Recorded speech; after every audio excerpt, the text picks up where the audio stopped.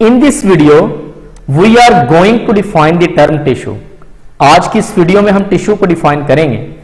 A group of similar cells specialized for the performance of a common function is called a tissue. A group of similar cells specialized for the performance of a common function is called a tissue. एक tissue से मुराद मुश्तरका काम के लिए मखसूस एक जैसे sales का group है. मल्टी सेलुलर जानदारों में, अब मल्टी सेलुलर जानदार कौन से होते हैं? मल्टी सेलुलर ऑर्गेनिजम्स ऐसे ऑर्गेनिजम्स होते हैं जिनका जिस्म बहुत सारे सेल्स से मिलकर बनता है. मल्टी सेलुलर ऑर्गेनिजम्स में एक जैसे सेल्स मतलब एक जैसा काम करने वाले सेल्स ग्रुप की शक्ल में मुनज़्ज़म होते हैं. इन ग्रुप्स को हम टिश्यूज का नाम देते हैं.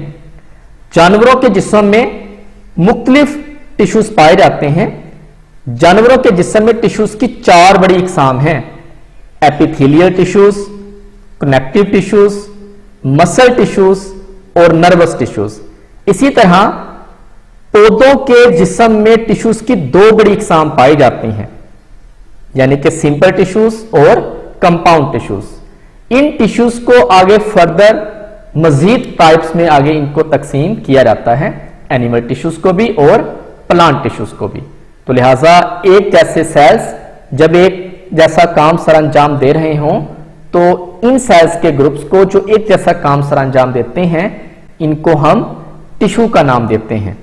एक टिश्यू से मुराद मुश्तरका काम के लिए मखसूस एक जैसे सेल्स का ग्रुप है.